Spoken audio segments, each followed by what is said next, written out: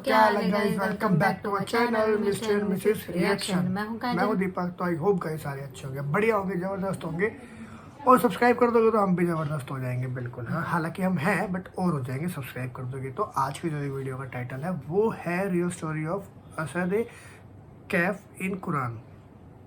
तो वीडियो को स्टार्ट करते हैं। और हंसी टीवी की ही ये मेरे ख्याल से वीडियो है, बिल्कुल। तो जाके बहुत ट्रेंडिंग पे रहता है बंदा यार ये। तो स्टार्ट करें। बिल्कुल। दोस्तों, हजूर अकरम सल्लल्लाहु अलैहि वसल्लम के दौर में कुछ अरब एक यहूदी आलिम के पास गए और उससे कहा कि हजूर अकरम सल्लल्लाहु अलैहि वसल्लम से ऐसा क्या सवाल किया जाए कि उनके नबी होने की हकीकत वाज़ेह हो जाए। इसके जवाब में इस यहूदी आलिम ने हजूर पाक सल्लल्लाहु अलैहि वसल्लम से 3 सवाल पूछने का कहा, जिनमें से एक सवाल ये था कि असहाबे कहफ कौन थे। लिहाजा अल्लाह पाक ने अपने महबूब मोहम्मद सल्लल्लाहु अलैहि वसल्लम को इसका जवाब कुरान पाक की सूरह कहफ के अंदर मुकम्मल वज़ाहत के साथ बयान फरमाया। इसके मुताबिक ये हज़रत ईसा अलैहिस्सलाम का दौर था जब अल्लाह पाक ने इनको आज के दौर के फ़लस्तीन के इलाके में लोगों को इस्लाम की तबलीग के लिए भेजा। ये इलाका इस वक्त रोमन एम्पायर में शुमार होता था और ये बुत परस्त लोग थे। यहाँ एक यहूदी बादशाह की हुक्मरानी थी जो रोमन हुकूमत के मातहत ही काम कर रहा था। जब हज़रत ईसा ने यहाँ तबलीग शुरू की तो रोमी लोग आपके मुखालिफ हो गए और आपको गिरफ्तार करके सूली पर लटकाना चाहा, मगर अल्लाह पाक के हुक्म से आपको जिंदा आसमान पर उठा लिया गया। इस वाक़े के कुछ अरसा बाद यहूदी लोगों ने रोमी हुकूमत के खिलाफ बगावत कर दी। लिहाजा इसके रद्द अमल में गुस्सा होकर टाइटस नामी रोमी बादशाह ने यरूशलेम और फ़लस्तीन पर हमला करके इसे मुकम्मल तबाह कर दिया। हत्ता के बैतुल मक़दस को भी इसने मुकम्मल तबाह कर दिया। इस दौरान इसने 1.5 लाख यहूदियों को कत्ल कर दिया। जो बचे कुछ यहूदी यहाँ रह गए थे वो जान बचाकर फ़लस्तीन से निकल गए और यूँ सिर्फ ईसाई लोग जो हज़रत ईसा अलैहिस्सलाम के मानने वाले थे, इनकी तालीमात के पैरोकार थे, सिर्फ वही फ़लस्तीन में मौजूद रह गए। दोस्तों, इस ज़माने में दकियानूस नाम के बादशाह की हुकूमत थी जो कि रूमी था और बुत परस्त था। लिहाजा इसकी हुकूमत में मौजूद ईसाई लोगों पर इसने जुल्म और सितम करना शुरू कर दिया। यहाँ तक कि हज़रत ईसा के मानने वालों या इनके चंद नौजवान हवारियों को एक रोज़ इसने अपने दरबार में बुला लिया और इनसे कहा कि मैं तुम्हें चंद रोज़ की मोहलत देता हूँ कि तुम अपने नए दीन यानी ईसाईयत से बाज आ जाओ, वरना मैं तुम्हें कत्ल करवा दूंगा। दोस्तों, ईसा अलैहिस्सलाम के पैरोकार ये नौजवान लोग दरअसल असहाबे कहफ थे, जिनके वाक़या का जिक्र कुरान पाक की सूरह कहफ में वज़ाहत से मौजूद है। इन नौजवानों ने जब ये धमकी सुनी तो शदीद परेशान हो गए, क्योंकि वो इस बादशाह से लड़ने की हिम्मत नहीं रखते थे और ना ही इस शहर में रहकर ईसाई तालीमात जारी रख सकते थे, वरना दकियानूस बादशाह इनको कत्ल करवा देता। लिहाजा उन्होंने शहर छोड़कर कहीं भाग जाने का फैसला किया और अल्लाह पाक की ज़ात पर भरोसा करके शहर से निकल गए, ये सोचते हुए कि अब अल्लाह पाक ही हमारे लिए कोई फैसला करेगा और हमारे लिए कोई नया रास्ता बनाएगा। यहाँ तक कि वो एक पहाड़ के गार में जाकर छुप गए और वहीं उसी गार में ही सो गए। यहाँ तक कि सोते सोते इन पर 300 साल का अरसा गुजर गया, यानी 300 वर्ष तक ये लोग इस गार में सोते रहे।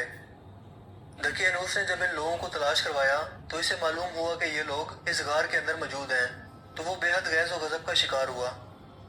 लिहाजा इसने गुस्से में आकर हुक्म दिया कि गार को एक संगीन दीवार लगाकर बंद कर दिया जाए, ताकि ये लोग इसी गार में रहकर ही मर जाएं और कभी बाहर ना आ सकें। जबकि इसने जिस शख्स के ज़िम्मे ये काम लगाया वो बहुत ही नेक और ईमानदार आदमी था। इसने असहाबे कहफ के नाम और इनकी तादाद और पूरा वाक़या एक तख्ती पर कंधा करवाकर तांबे के संदूक में रखकर दीवार की बुनियादों में रख दिया और इसी तरह की एक और तख्ती शाही खजाने में भी रखवा दी। इस 300 साल के अरसा के दौरान दकियानूस बादशाह मर गया और कई बादशाह और कई हुकूमतें आई और चली गईं। यहाँ तक कि 300 ईस्वी में रोमन एम्पायर ने भी ईसाईयत इख्तियार कर ली। इस जमाने के बाद यानी 446 ईस्वी में बदरूस नामी ईसाई बादशाह की हुकूमत आई, जो कि एक नेक दिल और इंसाफ पसंद बादशाह था और इसने 68 साल तक शान और शौकत से हुकूमत की। इसके दौर में मजहबी फ़िरका पसंदी जब अरूज पर पहुंच चुकी थी और लोगों में मरने के बाद दोबारा जिंदा किए जाने और क़यामत का यकीन ख़त्म होता जा रहा था, तो अपनी कौम का ये हाल देखकर बदरूस नामी बादशाह इंतहाई रंजीदा हुआ और एक रोज़ अपने मकान की तन्हाई में जाकर बंद हो गया। यहाँ वो अल्लाह पाक की बारगाह में बेकरारी से दुआ करता रहा कि ऐ अल्लाह, कुछ ऐसी निशानी ज़ाहिर फरमा कि मेरी कौम के लोगों का ईमान फिर से ताज़ा हो जाए, इन्हें क़यामत का और मरने के बाद दोबारा जिंदा किए जाने का और एक खुदा के मौजूद होने का यकीन हो जाए। अल्लाह पाक ने इसकी ये दुआ कबूल फरमाई لہٰذا ایک روز ایک چرواہا اپنی بکریوں کو ٹھہرانے کے لیے اس غار کے پاس پہنچا۔ یہ وہی غار تھی جس میں اصحاب کہف موجود تھے اور اس میں سو رہے تھے۔ اس چرواہے نے چند لوگوں کے ساتھ مل کر اس دیوار کو گروا دیا۔ اس دیوار کے گرتے ہی دیوار گرانے والوں پر ایسی ہیبت اور خوف طاری ہوا کہ سب گھبرا کر وہاں سے بھاگ گئے۔ یوں اللہ پاک کے حکم سے اصحاب کہف اپنی نیند سے بیدار ہوئے اور ایک دوسرے سے سلام و کلام میں مشغول ہو گئے۔ جب انہیں بھوک لگی تو اپنے ایک ساتھی جس کا نام یملیخا تھا اس سے کہا کہ تم بازار جا کر نہایت خاموشی سے کھانا لے کر آؤ اور یہ بھی معلوم کرنا کہ دقیانوس ہم لوگوں کے بارے میں کیا ارادہ رکھتا ہے۔ جب یملیخا غار سے نکل کر بازار پہنچے تو یہ دیکھ کر حیران رہ گئے کہ شہر میں ہر طرف اسلام کا چرچا اور بول بالا نظر آ رہا ہے، حتیٰ کہ لوگ اعلانیہ حضرت عیسیٰ علیہ السلام کا کلمہ پڑھ رہے ہیں اور ان کی تعلیمات پر عمل بھی کر رہے ہیں۔ اس کشمکش میں یملیخا ایک دکان پر کھانا لینے کے لیے پہنچے اور کھانے کی قیمت کے بدلے میں دقیانوسی زمانے کا سکہ دکاندار کو دے دیا، جو کہ ظاہر ہے 300 سال پہلے کا تھا اور اب بند ہو چکا تھا، حتیٰ کہ اس کو کوئی پہچاننے والا بھی باقی نہ رہا تھا۔ دکاندار نے یہ سکہ دیکھا تو اس کو شک ہوا کہ شاید اس شخص کو کوئی پرانا خزانہ مل گیا ہے، لہٰذا اس نے یملیخا کو سپاہیوں کے سپرد کروا دیا تاکہ وہ ان سے خزانے کے بارے میں پوچھ گچھ کریں۔ یوں سپاہیوں نے یملیخا کو پکڑ لیا اور ان سے سوال کرنے لگے کہ بتاؤ وہ خزانہ کہاں ہے۔ جواب میں یملیخا نے کہا کہ میرے پاس کوئی خزانہ موجود نہیں ہے، یہ ہمارا ہی روپیہ ہے۔ سپاہیوں نے کہا کہ ہم کیسے مان لیں، کیونکہ یہ سکہ تو 300 سال پرانا ہے جبکہ تم لوگ ابھی جوان ہو، لہٰذا سچ سچ بتاؤ کہ معاملہ آخر کیا ہے تاکہ اس کا کوئی مناسب حل نکالا جا سکے۔ جواب میں یملیخا نے کہا کہ پہلے مجھے یہ بتاؤ کہ دقیانوس بادشاہ کا کیا حال ہے۔ سپاہیوں نے یہ سنا تو جواب دیا کہ آج اس نام کا کوئی بادشاہ پوری روئے زمین پر موجود نہیں ہے، مگر ہاں سینکڑوں سال پہلے اس نام سے ایک بے ایمان بادشاہ گزرا تھا اور وہ بت پرست تھا۔ یہ جواب سن کر یملیخا ششدر اور پریشان ہو کر رہ گئے اور بتایا کہ ابھی کل ہی تو ہم اس کے شر سے اپنا ایمان اور جان بچا کر بھاگے تھے اور میں اور میرے ساتھی قریب کے ایک غار میں چھپ گئے تھے، جبکہ میرے باقی ساتھی اس وقت بھی اس غار میں موجود ہیں۔ تم لوگ میرے ساتھ چل کر خود ہی ان کو کیوں نہیں دیکھ لیتے؟ جب سپاہی اور شہر کے لوگ ایک کثیر تعداد میں اس غار کے پاس پہنچے تو اصحاب کہف یملیخا کے انتظار میں تھے کہ انہوں نے آنے میں بہت دیر کر دی اور شاید یملیخا کو بادشاہ نے گرفتار نہ کروا لیا ہو۔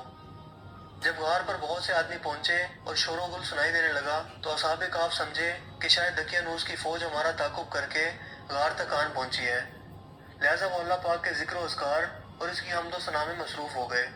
سپاہیوں نے غار پر پہنچ کر وہ تانبے کا صندوق برآمد کر لیا اور اس کے اندر سے تختی کو نکال کر پڑھا تو وہاں اصحاب کہف کے نام اور یہ لکھا ہوا تھا کہ یہ مومنوں کی جماعت ہے اور اپنے دین کی حفاظت کے لیے دقیانوس بادشاہ کے خوف سے اس غار میں پناہ گزین ہوئی ہے اور دقیانوس نے غصے میں آ کر اس غار کے منہ کو بند کروا دیا ہے، لہٰذا جب کبھی بھی یہ غار کھلے تو لوگ اصحاب کہف کا حال یہاں سے معلوم کر سکیں۔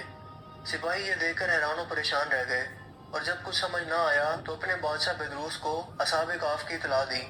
بیدروس بادشاہ نے جب یہ خبر سنی تو فوراً اپنے عمرہ اور عمائدین شہر کے ساتھ اس غار پر پہنچ گیا۔ اصحاب کہف نے غار سے نکل کر بادشاہ سے تمام واقعہ بیان کیا۔ بیدروس نے سجدہ گزار ہو کر اللہ پاک کا شکر ادا کیا کہ اے اللہ میری دعا قبول ہوئی اور آپ نے ایسی نشانی ظاہر فرما دی کہ انسان موت کے بعد زندہ ہونے کا یقین ضرور کرے گا۔ اس کے بعد اصحاب کہف نے بیدروس بادشاہ کو دعا دی کہ اللہ تمہاری بادشاہی میں برکت عطا کرے، اور سلام کرنے کے بعد دوبارہ اسی غار میں واپس چلے گئے اور دوبارہ وہیں جا کر سو گئے جہاں سے بیدار ہوئے تھے۔ لہٰذا اسی نیند کی حالت میں اللہ پاک نے ان اصحاب کہف کو موت دے دی۔ بادشاہ بیدروس نے سال کی لکڑی کا صندوق بنوا کر اصحاب کہف کی لاشوں کو اس میں رکھوا دیا۔ بیدروس بادشاہ نے غار کے منہ پر ایک مسجد بھی بنوا دی اور سالانہ ایک دن مقرر کر دیا جب لوگ اصحاب کہف کی قبروں کی زیارت کے لیے آیا کرتے تھے۔ دوستو اصحاب کہف کی تعداد کے بارے میں علماء کرام کی بہت سی رائے پائی جاتی ہیں۔ حضرت عبداللہ بن عباس فرماتے ہیں کہ اصحاب کہف کی تعداد 7 ہے، جبکہ 8واں ان کا کتا تھا، جبکہ ان کے ناموں میں بھی کافی اختلاف موجود ہے۔ حضرت علی رضی اللہ تعالیٰ عنہ سے روایت ہے کہ ان کے نام یہ تھے: یملیخا، مکشمنا، مشلینا، مرموش، گبرنوش، شازنوش، اور 7واں ایک چرواہا تھا جو ان کے ساتھ چل پڑا تھا، جس کا ذکر آپ نے نہیں فرمایا، جبکہ ان لوگوں کے کتے کا نام کثیر تھا۔ دوستو یہاں سوچنے کی بات یہ ہے کہ آخر ایسا کیسے ممکن ہوا؟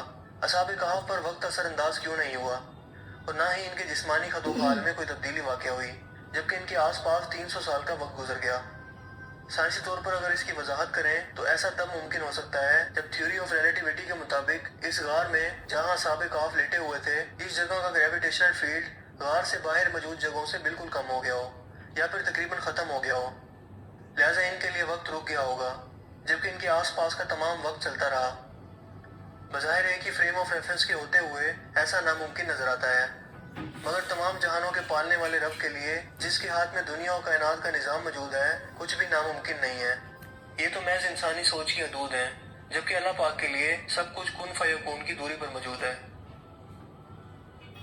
ये तो बात है यार, 300 साल तक सोते रहे, वो ग्रेविटी ही की वजह से हो सकता है, साइंस जो कहती है। बाकी अब रियल में, अब मैं जब ये सुना रहा था, मैं रियल में ना उस चीज़ को वो कर रहा था, जज की कैसी हो सकती है वो, है ना। बाकी वो वीडियो बहुत अच्छी थी, आपको कैसी लगी कमेंट करके बताना हमें, और सब्सक्राइब करके बता देना, हम समझ जाएंगे। बाकी ऐसे जुड़े रहिए साथ में हमारे, सब्सक्राइब करते रहिए हमारे चैनल को डेली वीडियो देखने के लिए। बाकी मिलेंगे अगली वीडियो में, तब तक के लिए बाय बाय, शब ख़ैर और गुड नाइट।